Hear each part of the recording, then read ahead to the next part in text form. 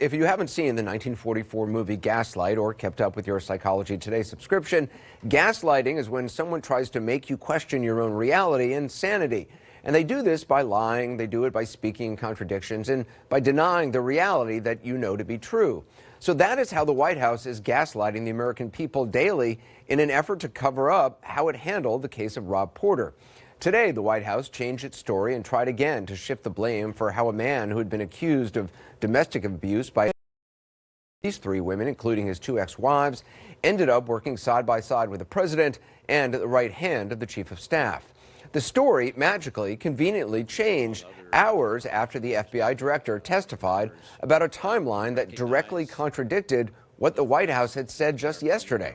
Now, the White House tried to make a case that you shouldn't believe your own eyes and your ears. You should instead believe each version of the White House's shifting narrative. And you should also believe the White House when it says that the president really cares about victims of domestic violence, even though the president has never actually said that publicly. Again, this centers around Rob Porter, the now former staff secretary who resigned last week after news broke that his ex-wives had accused him of physical and verbal abuse. Porter denied the allegations. Now, ever since this picture came out, the picture we're showing you right now, last week showing his first wife with a black eye, the White House has been scrambling to come up with a consistent story about when they learned about these allegations. And the amazing thing is, they still have not been able to do that. CNN has reported that White House counsel Don McGahn knew a year ago that these allegations may come up in the FBI background check and learned more details over the past year. Well, yesterday, the White House said it learned of the extent of the allegations just last Tuesday and acted quickly, that the background check was ongoing and they hadn't received any papers relating to it. Well, today, the FBI director completely contradicted that, and he did so in public, sitting before the Senate Intelligence Committee. The FBI submitted a partial report on the investigation in question in March, and then a completed background investigation in late July. That is, soon thereafter, we received requests for follow-up inquiry, and we did the follow-up and provided that information in November, and then we administratively closed the file in January. And then earlier this month, we received some additional information, and we passed that on as well. So not only does that contradict what the White House said yesterday, it contradicts what the White House said earlier today. This is Deputy Press Secretary on Fox and Friends just this morning. What we know about Rob Porter specifically, and that's the incident that everybody's talking about, is that his background check investigation had not been completed yet. It was still in the investigative process and had yet to be adjudicated. So prior to an adjudication, the White House is not going to step into the middle of a process and short-circuit it.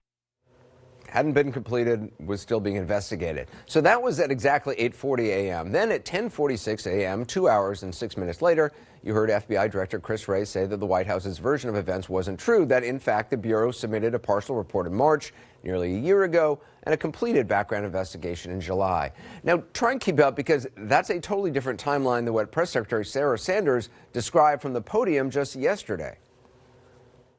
Look, we learned of the extent of the situation involving Rob Porter last Tuesday evening, and within 24 hours his resignation had been accepted and announced. We let the process play out. It was ongoing, hadn't been completed. Look, this is a process that doesn't operate within the White House. It's handled by our law enforcement and intelligence community. The process for the background was ongoing, and the White House had not received any specific papers regarding the completion of that background check.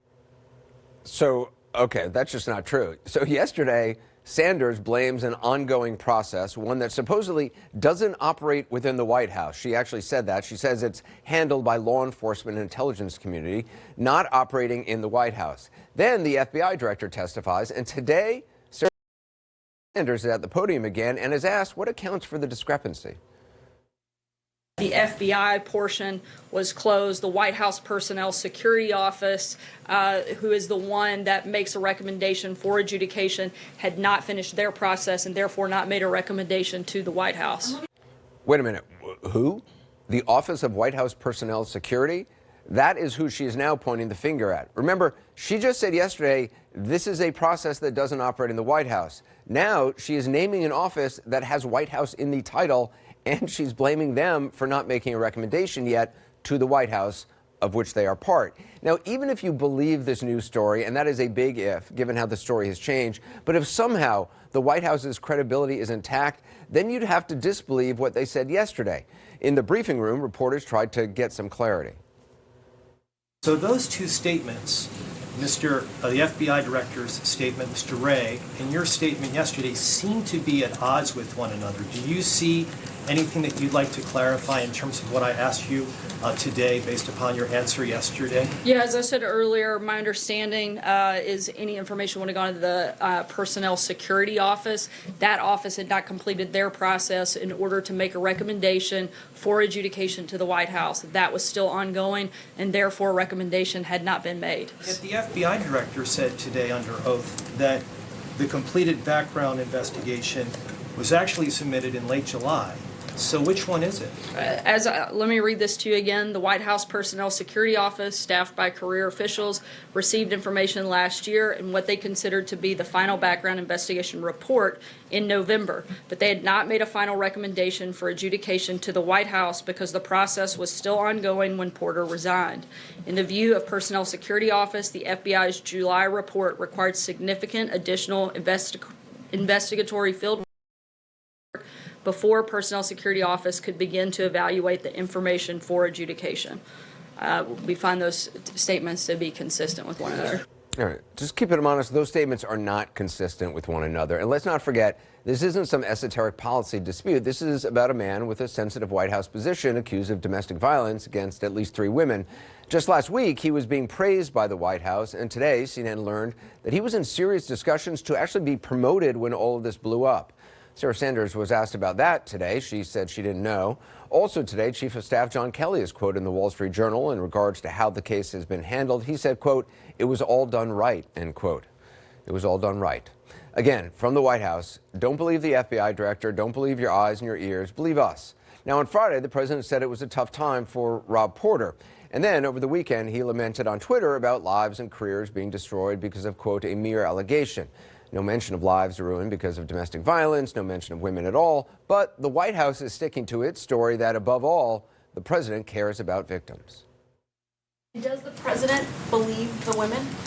Again, the president takes all of these accusations very seriously. He believes in due process. Above everything else, he supports the victims of any type of violence and certainly would condemn any violence against anyone. Look, we've condemned domestic violence in every way possible.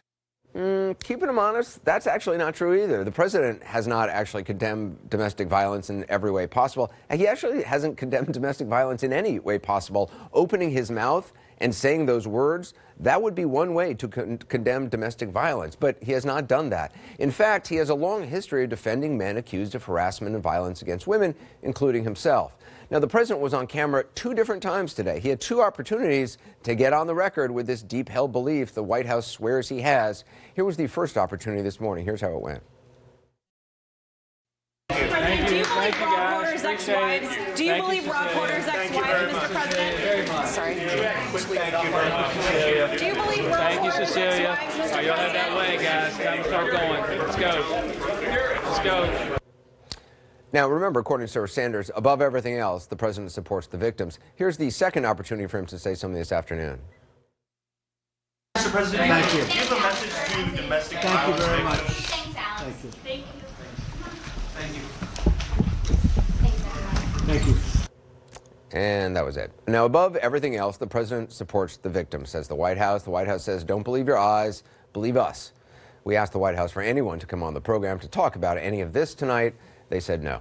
Jim Acosta is going to join us right now from the White House. So, Jim, I understand you have new reporting on White House counsel Don McGahn and Chief of Staff John Kelly and when they knew specific information. That's right. You don't have a White House